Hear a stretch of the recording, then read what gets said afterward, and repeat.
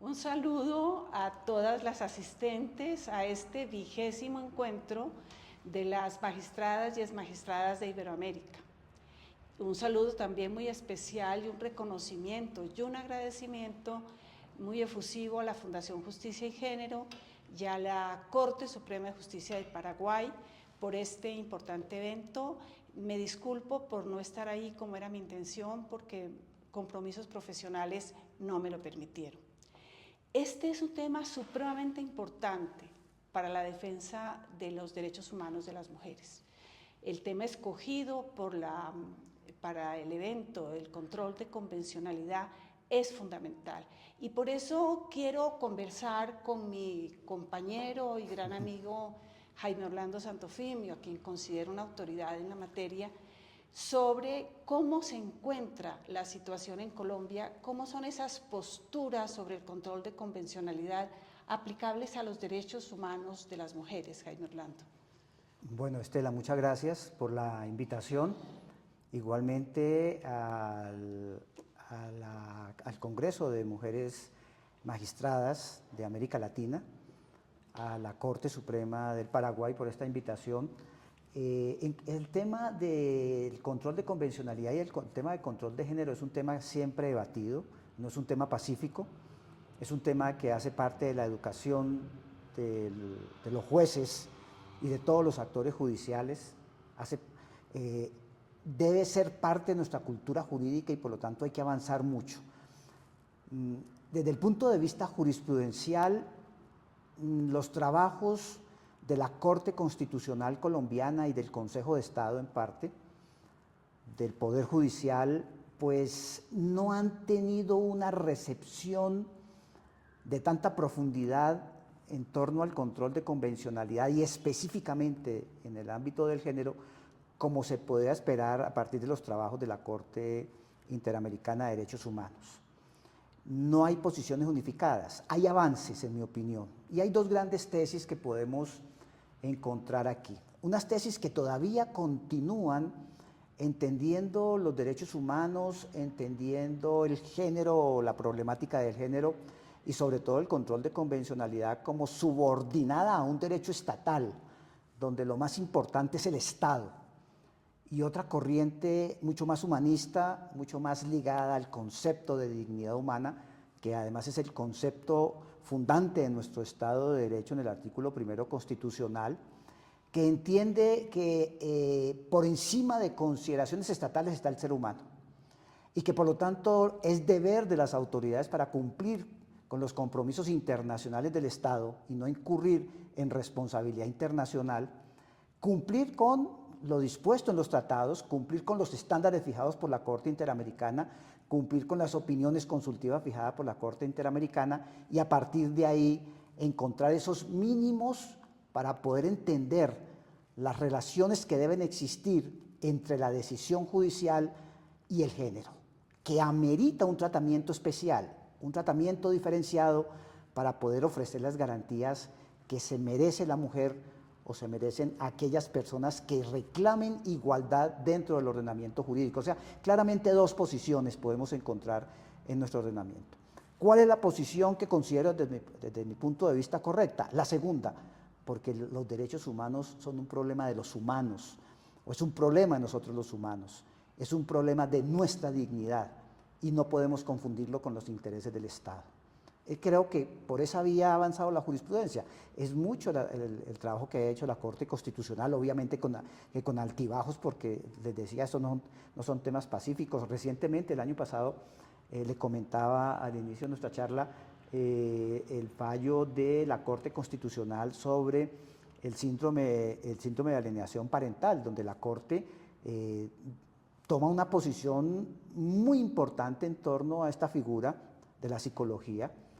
Dice que la misma carece de sustento jurídico, carece de sustento científico y reclama a los operadores en temas de familia, en temas de géneros, en temas de violencia en relación con la mujer, con los niños, la violencia vicarial, porque es un pronunciamiento integral, estándares precisos de género para tomar decisiones, inspirados en el ordenamiento jurídico internacional, en los compromisos internacionales del Estado colombiano. Esa es más o menos mi percepción de lo que hay hasta ahora, de lo que se viene dando, pero vuelvo e insisto, con muchas dificultades. No es un tema pacífico. Y no tendría por qué ser así. Y no tendría por qué ser así porque no solamente la Corte Interamericana de Derechos Humanos ha tratado el tema del control de convencionalidad desde la postura que tú planteas. Tenemos también el comité de la CEDAW. La recomendación 35 de la CEDAW es supremamente importante para haber dilucidado ya el tema y que no haya conflicto. Acuérdate que la recomendación 35, la CEDAW reconoce, plantea con todos los estudios y los fundamentos de las organizaciones internacionales, de la sociedad civil, la doctrina y la jurisprudencia, que el derecho a vivir una vida libre de violencia y discriminación de las mujeres es un derecho del jus cogens. Y eso está aprobado por la Asamblea de las Naciones Unidas. Entonces uno no entendería cómo se plantea primero un derecho nacional frente a una convención internacional de la trascendencia que tiene la CEDAW. Claro.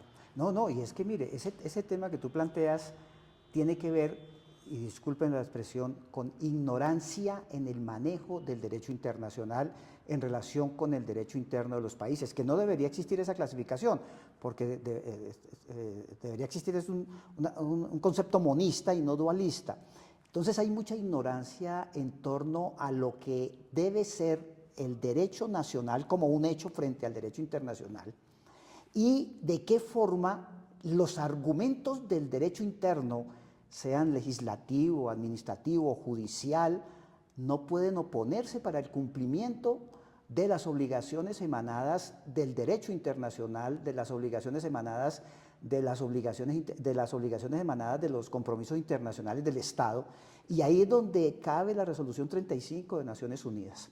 Cabe ahí, ¿por qué? Porque no solamente es un problema que atañe al cumplimiento de tratados internacionales, sino que avanza mucho más allá y recoge estándares derivados del derecho internacional consuetudinario, ¿no? Es un tema de vivencia y de convivencia humana el que se recoge en esa disposición. Luego tiene que reconocerse su fuerza para que opere en el derecho interno.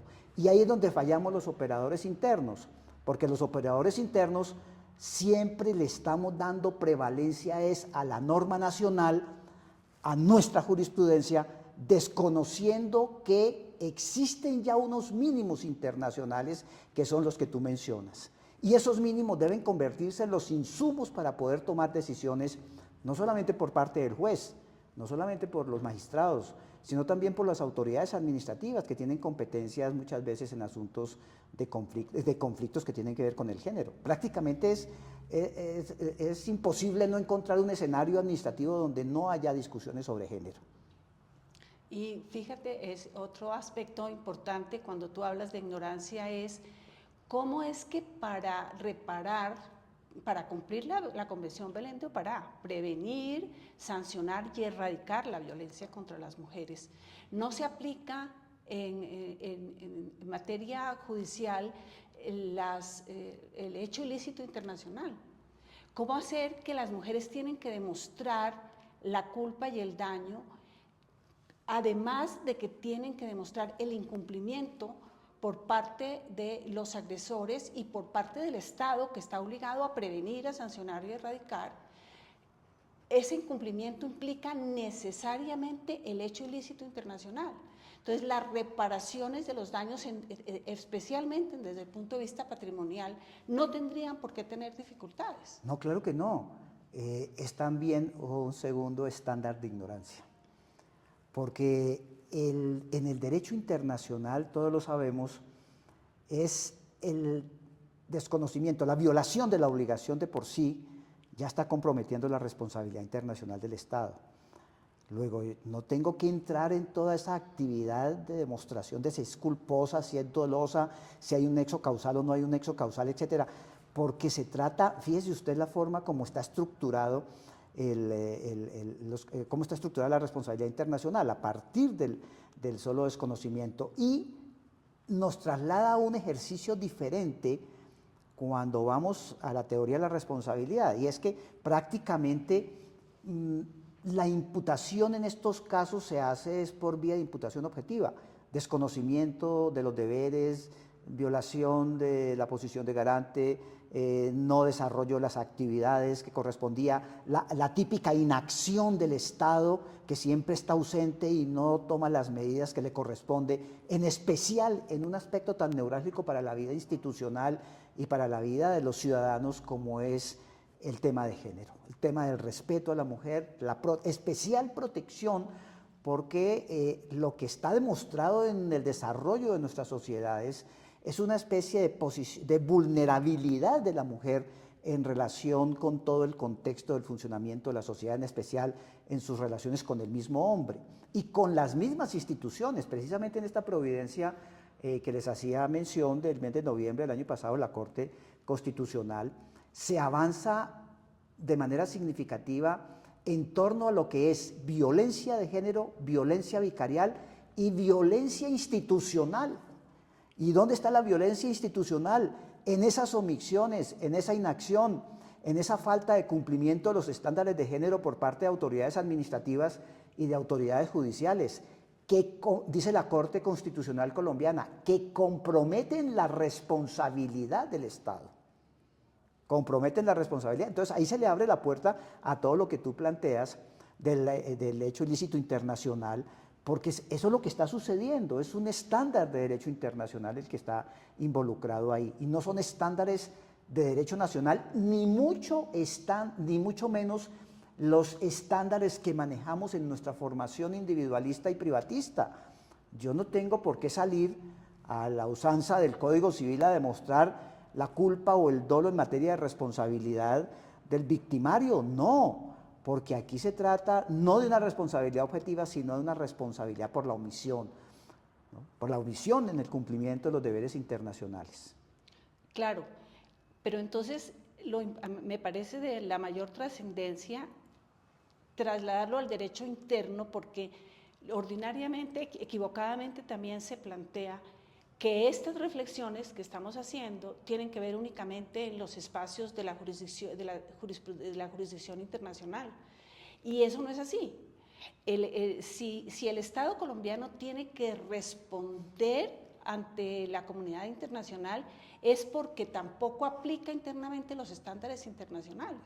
Entonces, en el derecho interno, en esas decisiones de todos los días de nuestra justicia, ya sea en el derecho de familia, en el derecho administrativo, en el derecho civil en general, e inclusive en materia penal, cuando se trata de la responsabilidad patrimonial, necesariamente hay que partir del incumplimiento, en este caso ya no del agresor, sino del no del Estado, sino del agresor. Claro. Entonces, el Estado tiene que aplicarle al agresor los estándares que internacionalmente le están aplicando a él, porque de lo contrario el Estado está incumpliendo con las obligaciones internacionales. Claro. Y ahí cabría perfectamente el control de convencionalidad. Claro, es que es el control de convencionalidad, porque es el control que busca hacer efectivo el orden convencional, hacer efectivo los compromisos internacionales del Estado, y le traslada esa carga a las autoridades de todos los países, en el caso del sistema interamericano, a todas las autoridades de todos los poderes de nuestros países por vía del artículo 2 de la Convención Americana. Todos quienes ejercen funciones públicas administrativas, inclusive los particulares que tienen que cumplir funciones públicas administrativas, como es un caso muy particular de nuestra Constitución, los obliga a que en el ámbito de sus competencias actúen cumpliendo la Convención. Y segundo, actúen cumpliendo la Convención conforme a los estándares del derecho internacional. ¿Por qué conforme a los estándares? Porque se entiende que los estándares son mínimos. No se le está violando la soberanía. Ahí donde se cae la teoría de los soberanistas y los defensores acérrimos del derecho nacional, como los estamos viendo crecer en los últimos años, ¿no? No es un problema de atentar contra el Estado y contra la soberanía, no. Es un problema de hombre, de derechos humanos, de ser humano, ¿no? De dignidad. Deme el mismo tratamiento en cualquier rincón del mundo, del universo. Esos son los estándares. Entonces, por eso, para cumplir con el artículo 2 de la Convención, se requiere que cada autoridad en el ámbito de sus competencias aplique los estándares para poder entender que está cumpliendo con la convención. Y uno de esos estándares es precisamente el que tú mencionas. Así de fácil. Es impresionante cómo en la construcción de la decisión judicial, en muchos escenarios, se abandona totalmente la referencia a los instrumentos internacionales garantes y protectores de la mujer. La Convención de Belén do Pará. Resultan muchos casos resueltos con simple derecho nacional, claro, incurriendo en impunidad, ¿sí? Porque se desconoce que tenemos el compromiso, que tenemos la obligación y que ahí se fijan unos estándares muy claros. Igualmente los de Naciones Unidas, que también son muy importantes en la resolución 35 que acabamos de mencionar, porque ahí están decantados.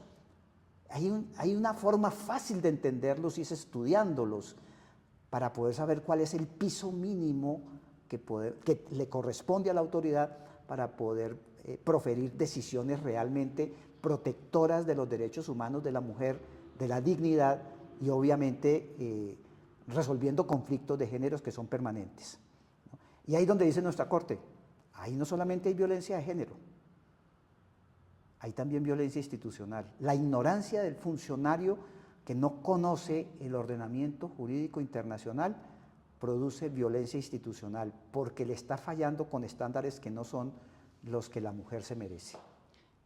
Sí, es que las dificultades que se tienen para defender los derechos humanos de las mujeres son muy grandes y parece que la dificultad, a pesar de todos los esfuerzos internacionales que se han hecho, pues se ha avanzado, pero la dificultad continúa.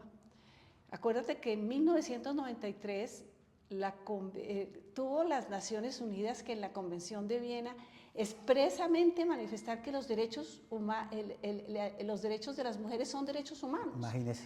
O sea, hay necesidad de decir, sí, entonces ahora hay necesidad de decir que el control de convencionalidad se aplica para los derechos humanos de las mujeres, No, que el derecho ilícito internacional es un tema que se aplica en el caso de la reparación de los daños contra las mujeres. Hay necesidad de decirlo porque existe la discusión de que tal vez que eso no se aplica.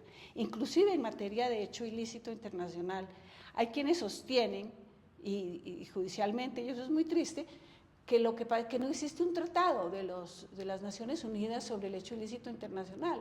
O sea, olvidándose que se trata es de normas de carácter secundario que lo que van es a respaldar el cumplimiento de las obligaciones primarias. Claro. Entonces, yo podría sostenerte, inclusive, no sé tú qué opines, que no aplicar el control de convencionalidad implica de por sí responsabilidad internacional por hecho ilícito. Claro, claro, porque es que recuerde que los estándares internacionales, en el caso de los derechos humanos y para nosotros los países miembros del sistema interamericano, los estándares no solamente se derivan del derecho positivo internacional, es decir, del texto de los tratados, se derivan también de la interpretación pro homine en el artículo 29 y se derivan de las decisiones que produzca la Corte Interamericana.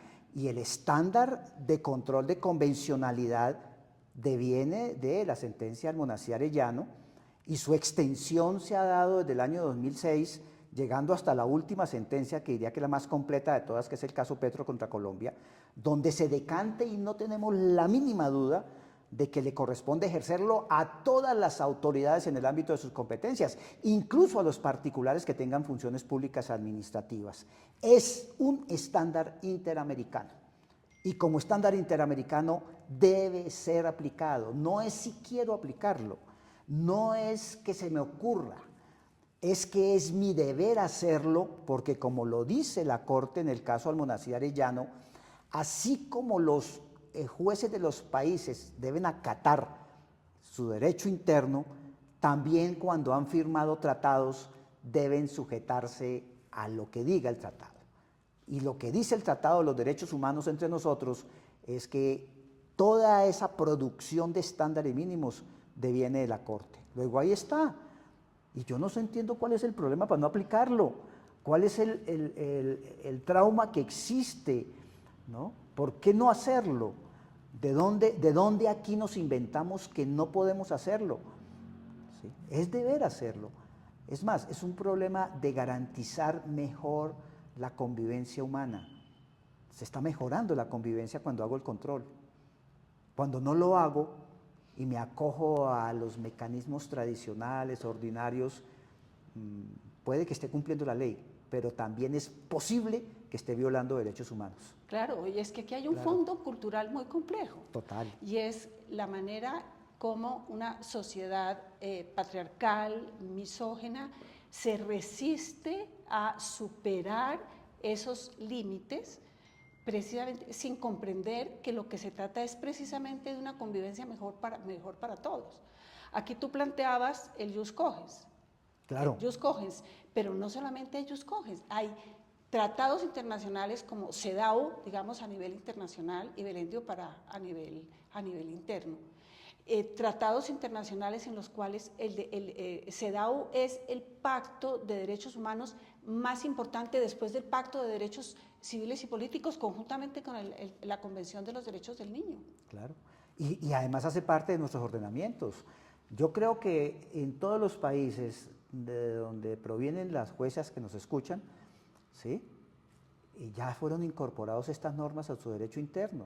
O sea, ya no tendríamos que hacer unas discusiones adicionales de si rigen o no rigen, porque en todos nuestros países rigen. Entonces, ¿cuál es el problema? Porque además, para los muy dualistas, porque también aquí hay toda una discusión de dualismo, pues no se preocupen los señores dualistas, porque ya la tienen en el derecho interno. Pues lo que pasa es que cuando uno milita en un sistema no dualista, en el monismo, pues nos queda mucho más fácil entender esto que estamos hablando. Pero para aquellos que creen que el mundo se divide en dos, el derecho internacional y el derecho nacional, pues verifiquen si las normas las tienen ahí. Todos estos tratados están incorporados, cúmplanlos. ¿Cuál es el problema? No entiendo. Ese dualismo que tú planteas, yo lo veo también en el dualismo de la imagen, de mantener la imagen frente a lo que debe ser. Y yo te lo digo eso porque es muy fácil escuchar a los jueces y magistrados y en general a las autoridades hablar de los derechos de las mujeres, pero cuando se les presenta el caso concreto dudan. Entonces, cuando se trata es del derecho de determinada persona, en muchos casos dudamos, porque nuestra formación es... Entonces, tal vez el agresor tiene derecho a que lo defiendan, tal vez lo que pasa es que estamos yendo muy allá, tal vez las mujeres ya han avanzado mucho, entonces en el discurso no tenemos ninguna dificultad, pero cuando ya se trata del caso concreto y de resolver cómo se debe resolver, ahí sale la cultura patriarcal y entonces nos resistimos. O el argumento de derecho positivo, porque en esto hay que tener también la capacidad de interpretar y sobre todo entender que el derecho de los derechos humanos no es estrictamente positivo. Aquí operan categorías de derecho natural, o si no, no existirían derechos humanos, ¿sí? Miremos la Declaración Americana de Derechos Humanos, miramos el artículo 31 de la Declaración, etc. Ahí van a encontrar todos los elementos, pero sí es un problema cultural y de formación. Ahí hay unas fallas tremendas. Fuimos educados bajo criterios no solamente patriarcales, machistas, sino también individualistas, con estructuras jurídicas defensoras de unos derechos que ya quedaron rezagados en la historia frente a los derechos de profundidad como todos aquellos que corresponden a la mujer, que corresponden a la colectividad, que corresponden a la sociedad. Y eso hay que mirarlo diferente, hay que dar ese paso. Y los operadores judiciales tienen esa responsabilidad en sus manos. En el positivismo hay mucha inseguridad, en la defensa del positivismo, porque yo defiendo lo que está escrito y lo defiendo exactamente como está escrito. Claro. Y entonces yo ahí me amparo de que no voy a cometer ningún error. Claro. Pero si tengo que interpretar, y si además interpreto en contra de la cultura, y muchas veces en contra de la religión, y en contra de las costumbres, y en contra de mí mismo, inmediatamente la inseguridad es superior.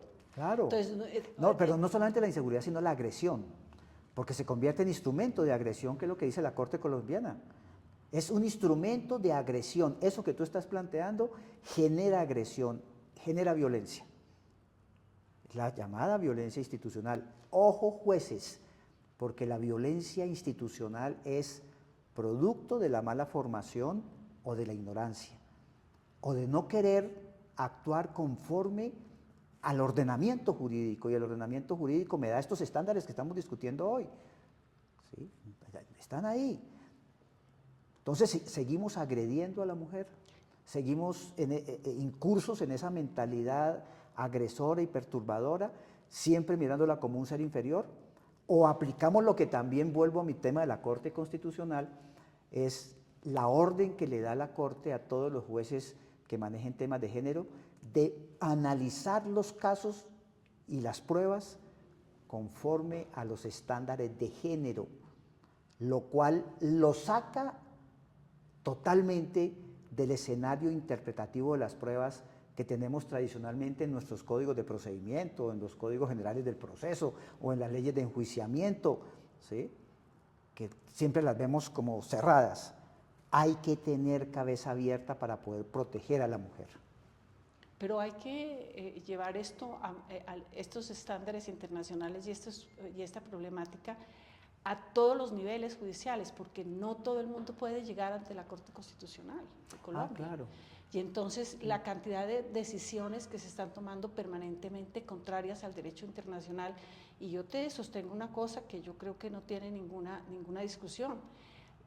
Si es cierto que la violencia del agresor es alta, la violencia institucional es mucho más grave, porque es una aceptación de la violencia agresora. Es convivir con la violencia y además creernos que tiene que ser así, ¿no? Y despojar completamente a las mujeres y a los niños de toda posibilidad. Al ser humano mujer y a su dignidad. Y toda la posibilidad de construir una sociedad mejor, porque el tema no es solamente para las mujeres. No, es de todos. Es paz, como decía Kant, es garantizar la paz. Ese es el derecho de la paz. El otro es el derecho de la guerra y de la violencia. Y solamente el derecho de paz es el derecho de la razón. Exactamente. Muchas gracias. Muchas gracias, Jaime Orlando, y muchos saludos a todas y espero que les siga yendo muy bien en